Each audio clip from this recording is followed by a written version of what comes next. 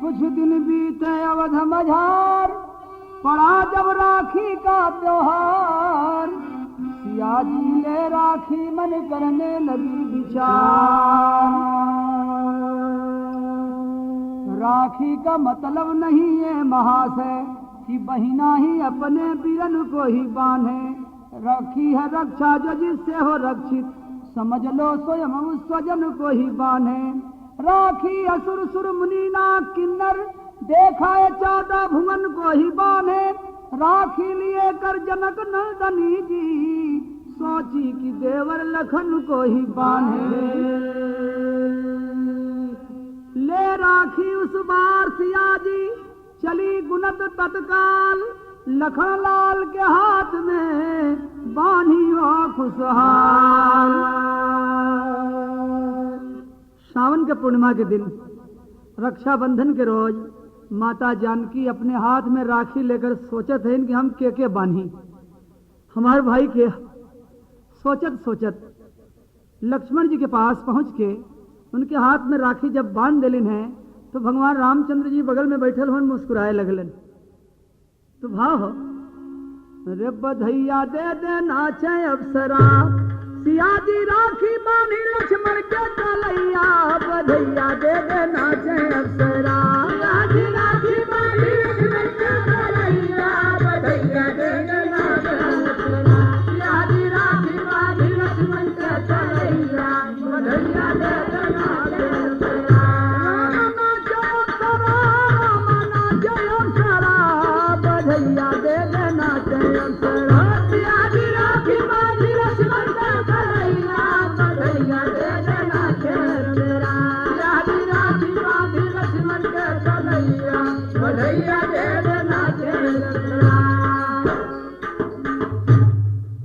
ले राखी उस बार सिया जी, लखन लाल को दीनों बान। लख कर ऐसा समय सुहावन, मन में खुशी हुए भगवान। लाली छा गई त्रिभुवन में, नहीं खुशी का पता ठिकान। लखन लाल सीता से कहे, मांगो माता जो हो अरमान। हे माँ, हमरे हाथे में राखी बांध दे लो, अब हमरे सर पर ये आपको बोझ होगल करज, आप हमसे राखी का बन्हाई मांगला। तो जानकी जी संकोच बस बोललिन कि हम का मांगी, हमरे तो सब कुछ बा, हमारी इच्छा रहल हम बांध दिली, अब हम कुछ मांगम नहीं। लेकिन लक्ष्मण जी कहत हन कि नहीं, राखी का बन्हाई हमसे मांगला।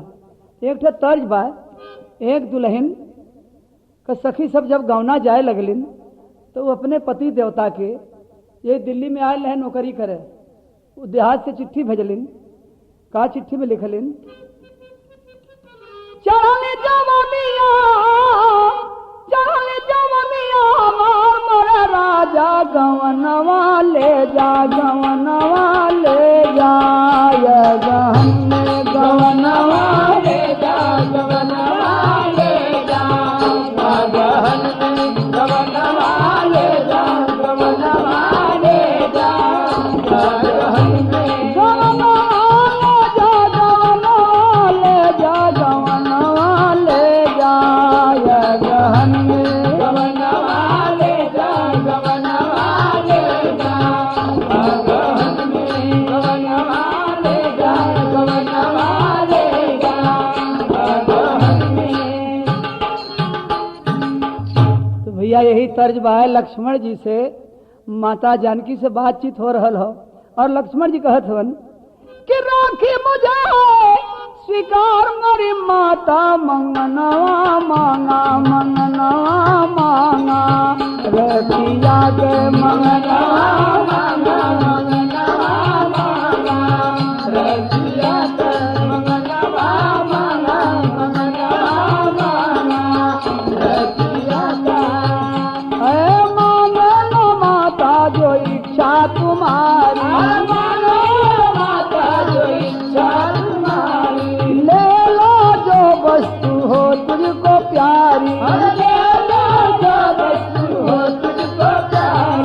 करके खूब गौर विचार मोरी माता मंगनवा मांगा मंगनवा मांगा रखिया के मंगनवा मांगा मंगनवा मांगा रखिया के मंगनवा मांगा मंगनवा मांगा रखिया के बोली सिया क्या मैं मांगू मंगनवा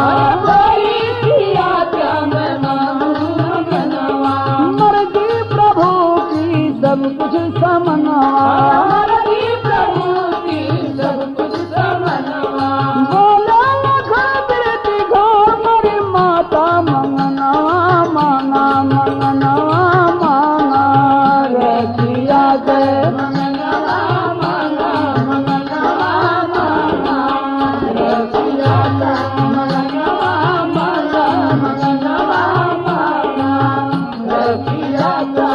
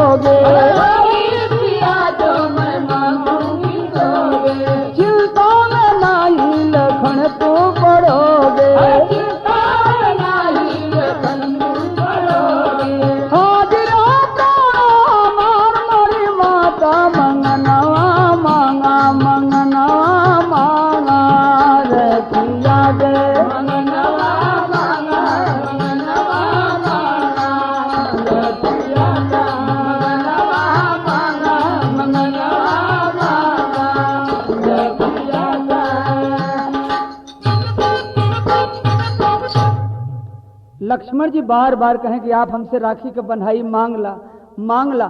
माता जानकी बोली कि भैया हमरे पास कौन चीज का कमी है, सब कुछ तो प्रभु दे ले हवन, का कमी बा कि मांग ली, हम कुछ न मांगब। लेकिन बार बार लक्ष्मण जी यही कहे कि आप मांग ला। तो माता जानकी जी बोलिन कि अच्छा एक काम करा कि जवन कुछ हम राखी के बंधाई मांगी दे सकेला।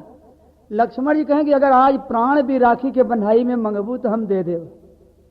फिर जानकी जी बोली कि सोच समझ लो लखन लाल, यदि हो हिम्मत तो बोलो। लखन लाल माता से कहे कि जो इच्छा वो ले लो, बधैया दे दे नाचे अप्सरा, वस्तु तीनों लोग की तो माता ऐठैया, बधैया दे दे नाचे अप्सरा।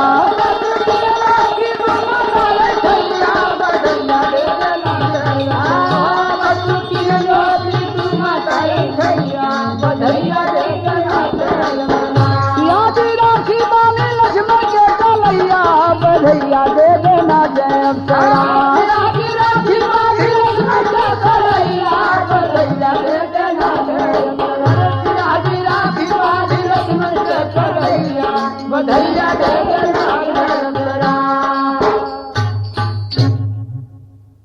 अगर राखी के बंधाई में आज प्राण मंगबू तो हम प्राण भी दे देव। तो जानकी जी कहलिन कि जरा सोच समझ के बोलिहा, हम मांगे थे लेकिन मांगे के पहले हमें 3 वचन आप दे दे। तो लक्ष्मण जी 3 वचन दे के वचनबद्ध हो गई। तो जानकी जी मांगत का है, वचनबद्ध करवा के सीता लखन लाल से कही वचन, प्रभु के चरणों की सेवा हम तू करते हैं लगा के मन। दाया चरण आपके हिस्से, बाएं का मैं करूं पूजन, आज से दोनों चरण की सेवा मेरे जिम्मे छोड़ो लक्ष्मण।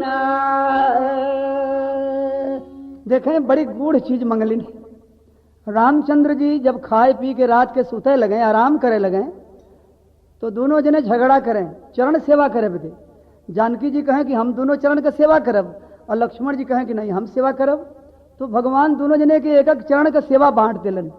बायां चरण जानकी जी के जिम्मे और दाहिना चरण लक्ष्मण जी के जिम्मे। तो दोनों जने एक एक चरण दबावे शुरू करें। बहुत देर तक लक्ष्मण जी दबावें। जानकी जी के थोड़ा दिक्कत महसूस होए कि पति और पत्नी के बीच में इनकर कोई जरूरत नहीं, लेकिन ये पैर पकड़ के बैठ जालन, रोज दबावे लगलन। हमार कोनो ऐसा मौका आई कि इनकर यहाँ से हम ट्रांसफर कर देव, बदली करके तब छोड़ब। आज राखी के बन्हाई में जानकी जी वही रात के सेवा वाली ड्यूटी लक्ष्मण जी से मांग लेने कि हमें राखी के बन्हाई में रात के चरण के सेवा जो हम दोनों जने मिल के करीला वो आज से हम अकेले करब। तो भाई लगा सुनत बचनिया सिया के वही जुनिया लगल कलेजवा में बाण धरती पर गिरी गईले लखन बलिवनवा आई गयल मूर्छा महा।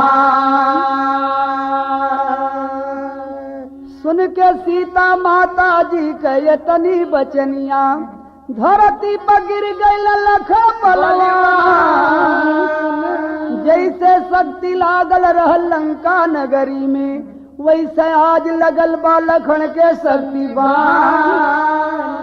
रोई रोई सीता जगावे लखन प्यारे काहे बदे बाटा इतना हमसे ऋषियान जनले जो हम होई तोहरी होई है ऐसन हलिया मांगित नहीं प्रभु के चरनिया कदान। भगवान रामचंद्र जी जब देखलन कि यह दोनों जने का लेन देन वाली बात शुरू हो गई तो वहां से हट के कुछ दूर जाके बैठलन कि देवर भौजाई का मामला है, पता नहीं का ली है का दी है, तो हमारे यहाँ से हटी जाना ठीक हो। लेकिन यही बीच में जानकी जी जब चरण का सेवा मांग लेलन और लक्ष्मण जी बेहोश हो गईलन तो जानकी जी रो रो के जगावत है। एक तर्ज हो कहाँ से अवतारा कौन पान जैबा बबुआ बोलिना के हो दिलस घरवा से निसार बबुआ बोलिना हो दिल घरवा से निसार बबुआ बोलिना के हो दिल घरवा से निसार बबुआ बोलिना। हाँ ऐसा ही तर्ज हो कि रोई रोई सीता माता लखन के जगावे बबुआ बोला हो काहे गईला इतना ऋषिया बबुआ बोला हो काहे गईला इतना ऋषिया बबुआ बोला हो काहे गईला इतना ऋषिया बबुआ बोला हो बबुआ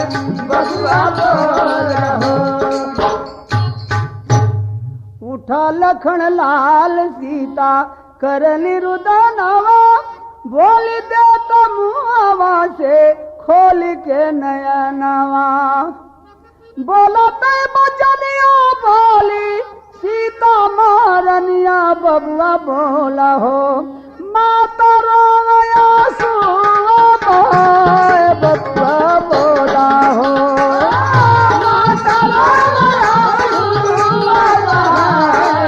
बबुआ बोला हो माता बबुआ बोला हो रोवे सीता माता उठा हमारे देवाला कम न जवाब देवे माता जी से घरवा मरिया सादानवा कैसे राम भवनवा बबुआ बोला हो मर जाइबा महुरा बात खाए बबुआ बोला हो मर जाइबा महुरा बात खाए बबुआ बोला हो अरे मर जाइबा महुरा बात खाए बबुआ बोला हो बबुआ बोला हो मर जाइबा महुरा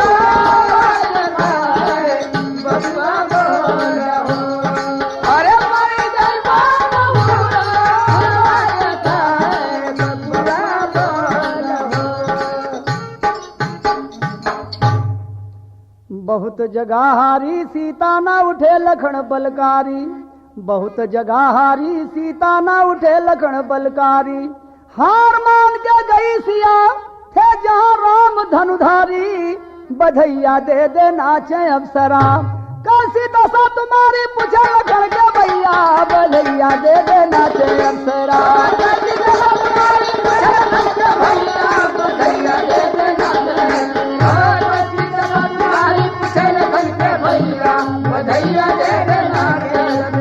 सियाजी राखी बानी ना, सियाजी राखी बानी ना, सियाजी राखी बानी, सियाजी राखी बानी लक्ष्मण के कन्हैया, बधैया दे दे नाचे अप्सरा। ए भैया, जानकी जी अपन बहुत कला लगाए के, रोए के, गाय के, कपार पीट के हार गईलिन, लेकिन लक्ष्मण जी जगलन नहीं, इतनी बड़ी शक्ति उन्हें लग गई बा। रोवत रोवत लक्ष्मण जी के वहीं छोड़ दिलिन है, रामचंद्र जी के खोजे लगलिन।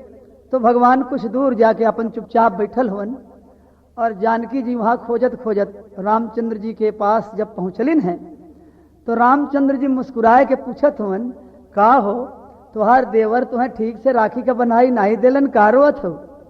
तो जानकी जी प्रभु के चरण पर गिर के और बहुत जोर रोवत है कि प्रभु आप हमें यह कलंक से बचाए लें, और नहीं तो हम अपन प्राण दे देव। अरे भाई का हो गए, काहे रोवत है?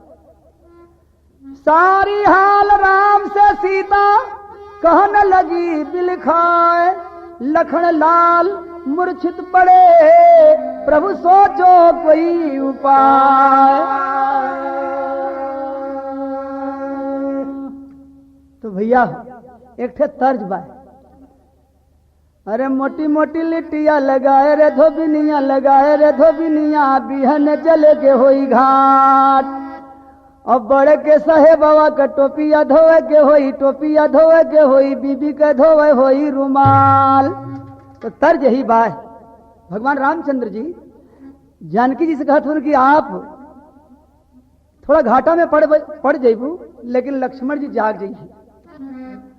एक ही उपैया बा यही समैया, कहता हूँ समझाए, एक ही उपैया बा यही समैया, कहता हूँ समझाए। अगर तुझे मंजूर हो बोलो करना ना इनकार, सजनिया मोरी है सजनिया मोरी, मान ले बुबतिया हमार हो, सजनिया मोरी मान ले बुबतिया हमार हो, सजनिया मोरी मान ले बुबतिया हमार हो, सजनिया मोरी मान ले बुबतिया हमार हो, सजनिया हो, सजनिया मोरी मान ले बुबतिया हमार हो, सजनिया मोरी मान ले बुबतिया हमार हो, सजनिया मोरी। कहे लक्ष्मण जी जाग जाए, चाहे हमें सोरहो आना घाटा लग जाए, सब मंजूर हो। आप ऐसा उपाय बतावे कि लक्ष्मण जी जाग जाए, और ना जगी हैं तो हम चल के अपन प्राण दे दे। कहे नहीं प्राण मत दा, थोड़ी घाटा साहेब स्वीकार करा, तो लक्ष्मण जी जाग जी हैं। तो राम से जानकी जी कहते हैं, बता दो बात मुझे जल्द से तू रघुराई। हम राम की बात सुन के बोली सिया बिल खाई, बता दो बात मुझे जल्द से रघुराई। कहे भगवान सिया कष्ट कुछ सहना होगा, लखन के कान में ये बात जा कहना होगा, लखन के कान में ये बात जा कहना होगा, लखन के कान में ये बात जा कहना होगा, लखन के कान में ये बात जा कहना होगा। जा जल्दी से, जहां लक्ष्मण जी बेहोश हवन उनके कान में मुंह सटा के कहिया कि हे तात जाग जा, आज से वही दोनों चरण की सेवा करिहा, जाग जा।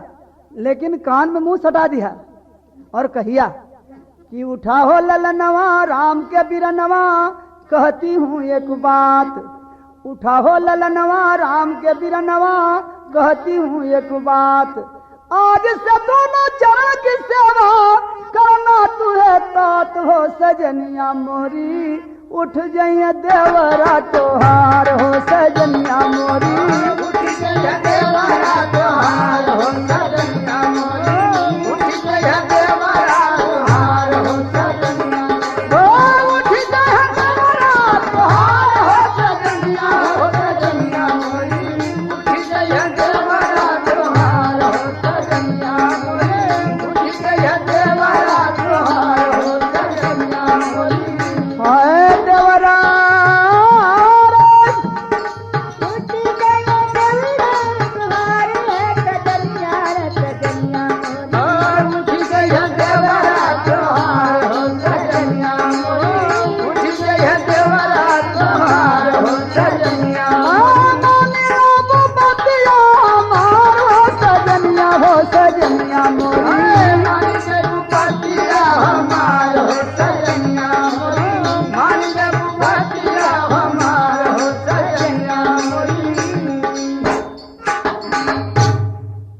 यह काम करा जल्दी से, नहीं तो लक्ष्मण जी उठिए नहीं।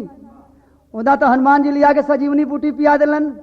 लंका में जब शक्ति लगल रहल, लेकिन आज ये तोहरे हाथ में दवाई हो, और तू जाके जल्दी से उनके कान में कहा कि हे तात जाग जा, आज उसे तो ही दोनों चरण की सेवा करिहा, तब उठी है, नहीं तो लक्ष्मण जी ना उठी हैं।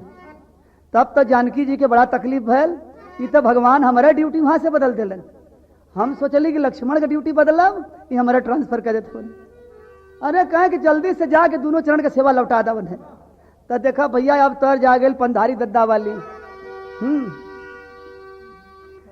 अरे पड़ गई धजल में नारिया दुनारिया, पड़ गई धजल में नारिया दुनारिया, पड़ गई धजल में नारिया दुनारिया, राम दुनारिया, राम दुनारिया, दुनारिया, पड़ गई धजल में नारिया दुनारिया, पड़ गई धजल में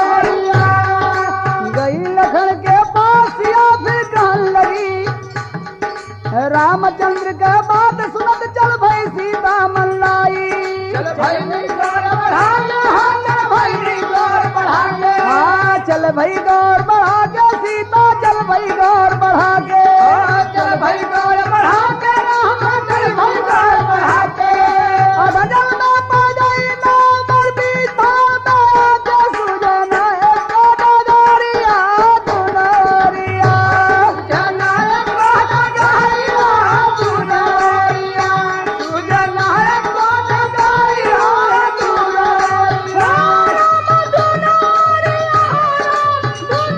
दुनारिया, जिया जिया अरे सुजनायक दुनारिया दुनारिया, सुजनायक दुनारिया दुनारिया, पड़ गई अधजल में नारिया दुनारिया, पड़ गई अधजल में नारिया दुनारिया, पड़ गई अधजल में नारिया दुनारिया। जानकी जी सोचत हन कि हम तो दोनों ओर से गईली, चरण के सेवा भी गयल और हमार रात वाली ड्यूटियों चल गई। अब आज मंजस में पड़ गई। कहा सोचत है कि अगर लक्ष्मण जी नहीं जियतन तब वो हमें कलंक लगी, और हम जाके दोनों चरण की सेवा लौटा देते तो जाग जी हैं, लेकिन हमें घाटा लग जाई। भगवान कहते हैं कि जल्दी जा, अब सोचा मत। तो जानकी जी कहा सोचत है, अगर चरण का सेवा चाहूं टूटी लखन से नाता, और टूटी लखन से नाता भैया, टूटी लखन से नाता, टूटी लखन से नाता, टूटी लखन से नाता,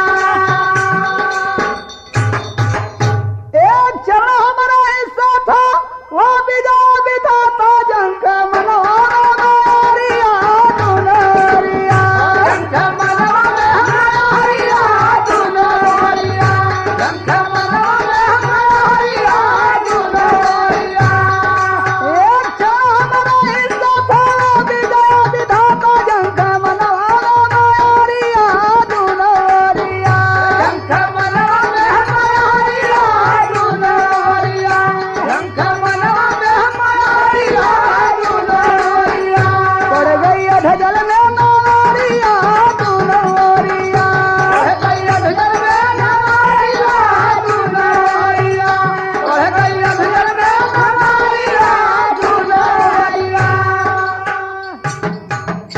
आखिर के जहई के पड़ल, और जाके जहां लक्ष्मण जी बेहोश हवन उनके कान में मुंह सटा के कहत हैं, गई लखन के पास या तब कहन लगी सगुचाता, कहन लगी सगुचाता, राम कहन लगी सगुचाता,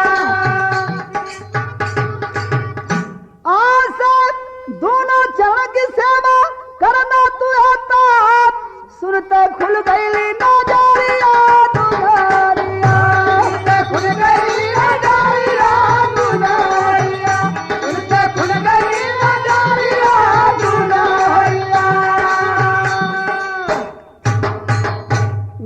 लखन के पास सिया जी कहन लगी सकुचात, आज से दोनों चल की सेवा करना तू है तो सुनते खुल गई नजरिया दुल्हनिया, सुनते खुल गई नजरिया दुल्हनिया, सुनते खुल गई नजरिया दुल्हनिया।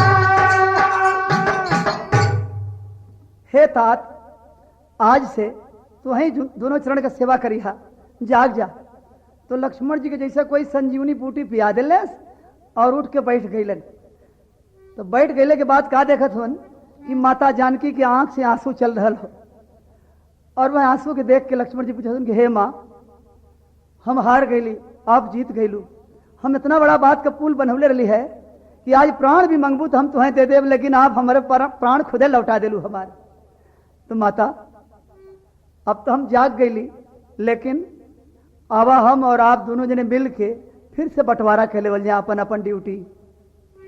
मूर्छा टूटी उठे लखन फिर कहन लगे सकुचात, मूर्छा टूटी उठे लखन फिर कहन लगे सकुचात। हाँ, मूर्छा टूटी उठे लखन फिर कहन लगे सकुचाई, एक क्षण हमारा इज्जत एक की आप करो सखाई, बधैया दे देना चाहे अप्सरा, गाटर गुरु रमन बान दान बसाइया, बधैया